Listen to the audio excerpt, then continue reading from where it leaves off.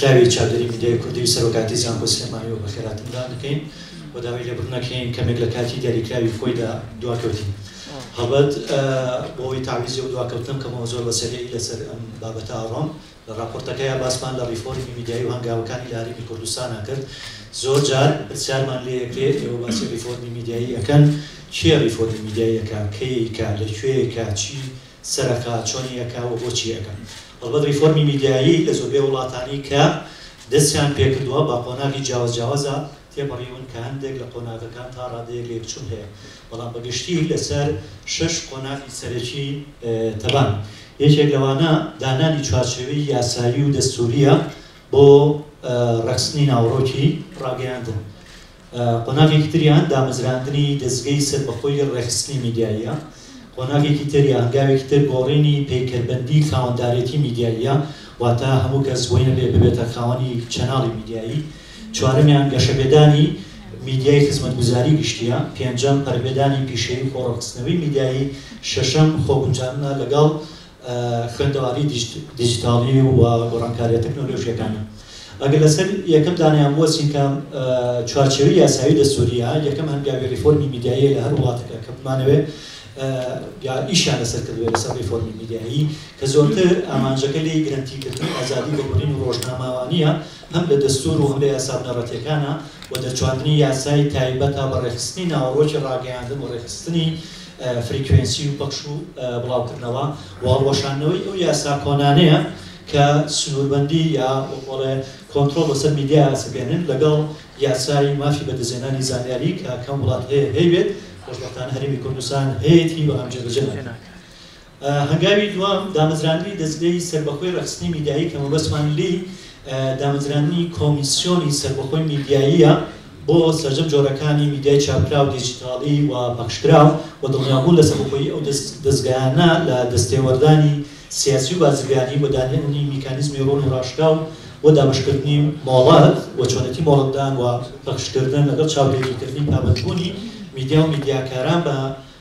پێوەرەکانی ڕێساپیشەیەکانی ڕاگەیاندن. هەنگاوێکی تر کە ئیشیان لەسەر کردووە گۆڕینی پەیکەربەندی خاوەندارەتی میدیاییە کامە یەکێکە لە گرفتە سەرەکیەکان لەسەر لە کوردستانە لەبەرەوەی هەر کەسێ هەڵەسێ بێتە خاوەنی کەناڵێکی میدیایی کە بەشێکیان باگراوندی هەم پیشەیی هەم سیاسی هەم یاسایی هەم کۆمەڵایەتیشی نییە. بەبیرم لێ لە نیوەی دووەمی سەدەی ڕابردوودا کاتێک کە مامۆستا برایم ئەحمەد دەیەوێت ڕۆژنامەیەک دەرکا مەرجی وەزارەتی ناوخۆی و سەردەمە ئەوەیە کە ئەبێ خریجی کۆلێژی حقوق بێت. یعنی لە نیوەی دووەمی سەدەی 20دا مەرجدانراوە بۆی کەسێک بێ بە خاوەنی کەناڵێکی میدیایی بۆ ڕۆژنامە. بەڵام بەداخەوە ئێستا لە کوردستانە لە 2025 لە سەدەی 21 لە هەزاری سێما ئەوەندە بەربڵاو کراوەتەوە، ئەوەندە مەرجەکان شەفاون کە هەموو کەسێک ئەتوانێت ببێ بە خاوەنی کەناڵێکی میدیایی کە ڕۆڵی هەیە لە تێکدانی ئاسایشی کۆمەڵایەتی، ئاسایشی سیاسی،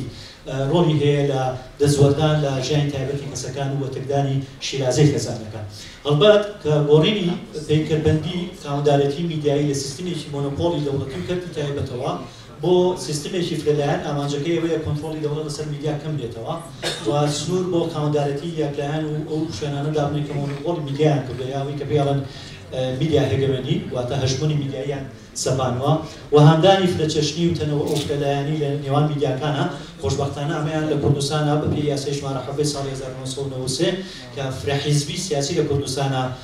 چەسپاندووە، فرەلایەنی میدیاییشی چەسپاندووە، بەڵام زۆری ژماری کەناڵەکانی ڕاگەیاندن بەداخەوە لە کوردستانە نەیکردووەتە ئازادی دەربڕین و ڕۆژنامەگەری و پشتگیریکردنی میدیای سەربەخۆ و میدیای کۆمەڵگەیی واتە مەحەلی کە ئەمەش یەکێکی ترە لەو ئامانجانەی لەم هەنگاوەیە گراوتە بێت. هەنگاوێکی دیکە گەشەپێدانی میدیای خزمەتگوزاری گشتی کە مەفروزە ئیشی لەسەر پێچوو کە ئیش لەسەر بەژەوەندە گشتەکانی کۆمەڵگەکە و لەسەر چین و توێژەکانەکە و چوونیەک ڕۆماڵی دەرکەوتن سەرکەوتنی کارکتەرەکانی کۆمەڵگەکە. ئەمەش بە گۆڕینی میدیای دەوڵەتیە بێت بۆ میدیای خزمەتگوزاری گشتی سەربەخۆ و دانانی میکانیزمی دارایی بتە و بۆ میدیای خزمەتگوزاری گشتی هاوشێوەیەک کە لە بریتانیا هەیە و دڵنیابوون لە سەربەخۆیی سیاسی و بەلایەنی ئەو جۆرە میدیایە و دانانی ئەرک و بەرپرسیارەتی ڕوون بۆ میدیای خزمەتگوزاری گشتی. هەنگاوێکی تر کە ئەمانە پەرەپێدانی پیشەی خۆڕێکخستنەوەی میدیایی کە ئەمەش بە هەنگاوێکی ریفۆرمی میدیایی ڕێگەی دانانی یا دامەزراندنی ئەنجومەنی نیشتیمانی میدیا بۆ ڕێکخستنی ناوڕۆکی میدیا نەک بۆ کۆنتڕۆڵکردنی. ئێمە لە ڕێکخراوی چاودێری میدیای کوردی پرۆژە یاسایەکمان ئامادەیە، بەڵام بەداخەوە وەکڵێ تەشویق کرا لەسەر ئەوەی کە ئێمە هەدەفمان ئەوەیە میدیا کۆنتڕۆڵ بکەین، لە کاتێکا هەدەفی ئێمە ئەوەیە میدیا ڕێک بخرێتەوە لە ڕۆ پیشەیەکەیەوە. دووەم دانانی ستانداردی پیشەیی و پێوەرەکانی ڕێسا پیشەیەکانی ڕاگەیاندن، پەرەپێدانی پرۆگرامی ڕاهێنان و توێژنەوە و پەروەردەی میدیایی، هەندانی ڕێکخراوە پیشەیەکانی بواری ڕاگەیاندن و ڕۆژنامەگەری و پشتگیریکردنی ئەو پرۆژە و پلان و پرۆگرامە نیشتیمانیانی کەیانە. هەنگاوێکی دیکە خۆگونجاندنە لەگەڵ تەکنۆلۆژیای هاوچەرخدا ئێستا سەردەمی ژێوی دەستکردا، بەداخەوە بەشێکی زۆری دەستگا ڕاگەیاندنەکان هێشتا لە سەردەمی نەوەکان و 2000ەکان ئاژین. پێویست بە خۆگونجاندنەکە لەگەڵ گۆڕانکاریەکانی تەکنۆلۆژیا دیجیتالیزەکردنی دەستگا میدیایەکان و خوێندەواری دیجیتال، چونکە خوێنەواری دیجیتالی ئێستا یەکێک لەو بابەتە سەرەکیانەی کە لە نێوەندەکانی خوێندنا خوێنرێەوە لە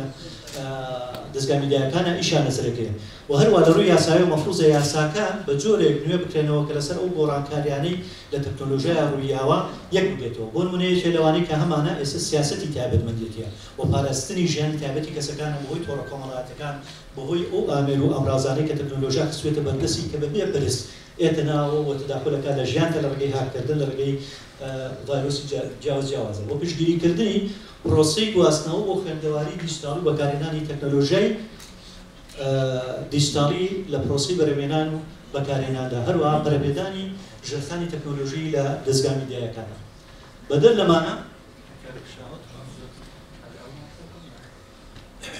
لەمانە ئێمە نمونەی چەند وڵاتێک یان مۆدێلی چەند وڵاتێکمان هێناوە کە ریفۆرمی میدیاییان کردووە. دیارترین مۆدێلی ریفۆرمی میدیاییە لە وڵاتانی سکەندنافی، دانمارک و سوید و نەرویج و فینلەند و ئایسلەند کە ئەم مۆدێلە بە دەوڵەتی خۆشگوزەرانی میدیایی ناوی دەرکردووە. یەکێک لە مۆدێلە بناوبانگەکان لە جیهاندا. تایبەتمەندەکانی بریتین لە چی؟ بریتین لە خستنکاری سیستەمی میدیای خزمەتگوزاری گشتی، واتەوازی لە میدیای دەوڵەتی هێناوە، میدیای خزمەتگوزاری گشتی بەهێز و سەربەخۆی دروست کردووە. پشتگیری دارایی دەوڵەتی بۆ میدیای سەربەخۆ دەستەبەر کردووە. ئاسی بەرزی پیشەییبوون و خۆڕەخستن، بەرزی ڕێژەی متمانی جەماوەر بە پەیامەکانی میدیا و پشتگیریکردنی بەهێزی ماف و ئازادەکانی دەربڕین و ڕۆژنامەگەری لەگەڵ سیستەمی خاوەندارێتی فرەچەشت و کێبلەکەی پیشەیی چوونێت. بەداخەوە لە کوردستانە ئێستا میدیاکان کۆنتڕۆڵ کراون، زۆر جار کۆنگرە ڕۆژنامەوانیەکان، زۆر جار ڕووداوە گەورەکان تەنها بۆ کەناڵە دوو کەناڵ قۆڕە کراوە کە ئەمەش دەلیل لەسەرەوەی میدیا لە کوردستانە فرەلایەن نییە، زۆری ژمارەکە ناکاتە ئازادی دەربڕین ڕۆژنامەگەری. هەنگاوە سەرکەوتوەکانی ئەم مۆدێلە بریتین لە دامەزراندنی میدیای خزمەتگوزاری گشتی لە نموزەجی SVT لە سوید و NRK لە نەرویج و دانانی سیستەمی یارمەتی دارایی بۆ ڕۆژنامە و میدیای سەربەخۆ و دامەزراندنی ئەنجومەنی نیشتیمانی ڕاگەیاندن بۆ ڕەخستنی پیشەیی کە ئێمە نیماون زەڕورە دروست بێت. دانانی یاسای پێشکەوتوو بۆ مافی دەستگەیشتن بە زانەری و پەرەپێدانی پەروەردەی میدیایی لە سیستەمەکانی خوێندان کە ئەوە ژێرێکی تری هەنگاوەکانی ریفۆرمی میدیاییە کە مەفروض وایە پەروەردەی میدیایی بێتە نێو قۆناغەکانی خوێندنەوە ببێ بە مەنهەج و لە کۆلێژەکانی پەروەردەی بنەڕەتیە بەشی تایبەت بکرێتەوە بۆی کادری پێویستی بۆ ئینتاجکە. ریفۆرمی میدیایی لە مۆدێلی ئۆکرانیاییە، ئەمیش نمونەیەکی سەرکەوتووە لە وڵاتانەی کە لە قۆناغی گواستنەوەن لە سیستمی دیکتاتۆریەوە بۆ سیستمی دیموکراسی کە کوردستانیش ئەشێ ئیسفادەی لێ بکە. تایبەتمەندەکانی بریتێ لە بۆڕینی میدیای دەوڵەتی بۆ میدیای خزمەتگوزاری گشتی سەربەخۆ، کەمکردنەوەی کاریگەری دەستەبژێری یا ئەوەی کە پێڵێن ئۆلیگارشی بەسەر میدیادا، بەهێزکردنی میدیای ناوچەوی و کۆمەڵگەیی لەگەڵ پەرەپێدانی میدیای دیجیتاڵی سەربەخۆیە. ئەو هەنگاوانەی ئەوان ناویانە یەکەم دامەزراندنی کۆمپانیایە کە بە ناوی کۆمپانیای پەخشی گشتی ئۆکرانیا لە ساڵی 2017 دروست بووە، دەرچوانی یاسای شەفافیەتی خاوەندارەتی میدیایی کە کوردستان زۆر پێویستی پێیەتی، دامەزراندنی دەستگای ڕەخستنی میدیایی سەربەخۆ و پشتگیریکردنی نێودەوڵەتی بۆ سەربەخۆیی میدیایی لەگەڵ بەهێزکردنی ڕێکخراوەکانی کۆمەڵگەی مەدەنی لاکردنەوەی کول و وەرکشۆپاتی جیاواز بۆ پەرەپێدان بە پەروەردەی میدیایی. مۆدێلی تونسیمان هەیە کە نمونەیەکی وەکۆڵە دەگمەن و بەرچاوە لە دووەری عەرەبیە بەتایبەت دوای ئەوەی کە پێی وترێ بەهاری عەرەبی سەری هەڵدا. تایبەتمەندەکانی ئەم مۆدێلە لە تونس بریتین لەوەی کە لە میدیای کۆنتڕۆڵکراوە وازیانە ناچوونە سەر مۆدێلی میدیای ئازاد و دەستگای ڕەخستنی میدیایی سەربەخۆیان دامەزراندووە، گەشایان بە میدیای تایبەت و سەربەخۆیەوە بۆ بەشداری بەهێزی کۆمەڵگەی مەدەنی لە سێکتەری میدیایە ئیشان لەسەر کردووە. دیارترین نمونەکانیان دەرچوانی یاسای ئازادی ڕۆژنامەوانیە لە ساڵی 2011 و دامەزراندنی کۆمسیۆنی باڵای سەربەخۆی بەخشی بیسراوە و بینراوە کە لە کوردستان دیسان ئێمە نیمانە بۆ گۆڕینی میدیای دەوڵەتی بۆ میدیای خزمەتگوزاری گشتی و پەرەپێدانی میدیای کۆمەڵگەیی ناوچەیە لەگەڵ دەواڵەکردنی ڕستێ لە ڕێساپیشەیەەکانی ڕاگەیاندن. مۆدێلی بەریتانیمان هەیە کە یەکێکە لە مۆدێلە سەرکەوتوەکانی میدیای خزمەتگوزاری گشتی کە ئەم مۆدێلە لە پێناو بەژەوەندە گشتەکانە ئیشەکە جوێنایەتە دەسەڵات و حزب و ئەو لایەنێک کە لەسەر حکومەت و ئاڕاستەیەکی دیاریکراوی هەیە و بەدوای قازانجی مادیان ناگەڕێ بەدوای لایک و ڤیو و فۆڵۆوەر و ئەوانەیان ناگەڕێ و لە بەریتانیا ئەم سیستەمە زۆر پێشکەوتووە و ئەوان توانیویانە مؤسسەیەکی گەورەی وەکو BBC دروستکەن وەکو میدیایەکی خزمەتگوزاری گشتی و سیستەمێکی دارایی پتە و دانێن بۆ کاراکردنی باجی مۆڵەت لە کاتی تازەکردنەوەی مۆڵەتی کەناڵەکانە و ئۆفکەمیان دروست کردووە کە دەستگایەکی گەورەی بۆ ڕەخستنی ناوەڕۆکی میدیایی و هەروە کۆدی ئیتیو ستانداری پیشەیی بەهێزیان لەگەڵ پەرەکەدانی سیستەمی خۆڕەخستنی میدیایی هەیە. دوایین مۆدل کامان بێ مۆدلی ئوسترالیا ئەمەش نمونەیەکی سەرکەوتووە لە ڕیفۆرمی میدیاییە بەتایبەت لە ڕاگررتنی هاوسەنگی نێوان چاودێری حکوومەت و بەژەوەندە گشتیەکانی لە دیارترین تایبەتمەندیەکانی ئەوەیە کە توانیویانە دەستەیەکی پەیوەندی و میدیایی ئوسترالی دروستکەن و یاسای 2/3 واتە یاسای دژە مۆنۆپۆلی بەهێز دروستکەن بۆ ڕێگریکردن لە چڕبوونەوەی خاوەنداریەتی میدیایی لە دەستی تاکە کەسێک یان تاکە لایەنێک بۆ پشتگیری بەهێزیان هەیە بۆ میدیای خزمەتگوزاری گشتی لەگەڵ ستانداردی ناوازە بۆ چۆنەتی ماوەکردنی ڕۆژنامەوان لەگەڵ دۆستیەکاندا. بەڵبەت لە مۆدەلە سەرکەوتوانەوە ئەتوانین ئەنجامگیری ئەوە بکەین کە بەشێک لە هۆکارەکانی سەرکەوتن ئەکرێتەوە بۆ چەند هۆکارێک کە بەشێکیان یاساییە پێویستمان بە دانانی کۆمەڵی یاسا هەیە کە نیمانە لە کوردستان بۆ نمونە یاسای شەفافیەتی خاوەندارەتی میدیایی، یاسای میدیای دیجیتاڵی تۆڕە کۆمەڵاتیەکان، یاسای پاراستنی داتا و ژیانی تایبەتی کەسەکان. لە ڕووی کێشەیەوە پێویستمان بە ئەپدێتکردنەوەی ڕۆژنامەوانە، پێویستمان بە دانانی دەرگاوانە، هەموو کەسێک نەبێ بە ڕۆژنامەوان هەموو دەستگایەکی میدیایی وەکوڵ بە ئارەزووی خۆی چاپ و بەخش و بڵاو نەکاتەوە بەڵکو کۆمەڵێ پێوەری هەبێ کۆمەڵ ستانداردی هەبێکە لەسەری ڕێکەوت بێ و لە ڕووی تەکنیکیەوە پێویستمان بە دیجیتاڵایزی کەناڵەکانی ڕاگەیاندن و هێنانەوەی تەکنیکی تازەی تەکنۆلۆژیایە و پێویستمان بە پەرپێدان بە خوێنەواری میدیایی و خوێنەواری دیجیتاڵیە چونکە بەداخەوە بەشێکی زۆری دەسەڵاتەکانی یاسادانان و ڕاپەڕاندن و جێبەجێکردن و نێوەندە ئەکادمیەکانی شێشە ئاشنا و ئاگاداری وردەکارەکانی ئەم جۆرە خوێنەواری نین. سلایدی دوای ئەو ریفۆرمی میدیایی و دیار ئاسەنجی زۆریەتە بەردەم پرۆسەیەکی گشتی فراوانە. ئێمە وەکو ڕێکخراوی چاودێری میدیایی کوردی لە 2021ەوە دەستمان پێ کردووە بەشێکی زۆری ئەو چەمکانەی کە لە کوردستانە غایب بوون ئاشنامان کردوون لەوانە پەروەردەی خوێنەواری میدیایی، خوێنەواری دیجیتاڵی، دەرگاوانی میدیایی و هەروەها ئیشمان لەسەرەوە کردووە کە چۆن پرۆژە یاسا گەڵاڵەکەین بۆ بوارانە بۆ نمونە پێشنیازە یاسامان هەیە بۆ ڕێخستنی ئەنجومەنی نیشتیمانی ڕاگەیاندن لە کوردستان کە بەڕاستی زۆر زەڕوری ئەزانم پێویستمان بۆیە کۆمسیۆنێکی باڵامان هەبێ بۆ ڕێخستنی پەخش و فریکوێنسی ئەوانە پێویستمان بۆ تەوحیدکردنی ڕێنماییەکانە لە شوێنە تەوحیدکردنی چۆنێتی وەرگرتنی مۆڵەتە لە یەک شوێنەوە لە بینی سەندیکا و وەزارەتی ڕۆشنبیریان گیر نەکوا و پێویستمان بەوەیە فلتەر دانین بۆ تازەکردنەوەی مۆڵەتەکان بۆ نمونە ئەگەر کەناڵێکی میدیایی بە پێی چێکردن لە ساڵێکە زۆرترین لادانی ئیتیکی و زۆرترین پێشکردنی یاسایی و لە کاتی مۆڵەت تازکردنەوەیە ئەکرێ کۆمەڵی بەجی بەسەرا چۆنەتی سەرپێخستنی تەوان هەژەنگاو هەیە ئەتوانی بیگریتە بەر وەکو وتمان چوارچێوەی یاسایەکە ئەتوانی ئەو یاسایانی کە کۆنن هەمووانیان بکەیتەوە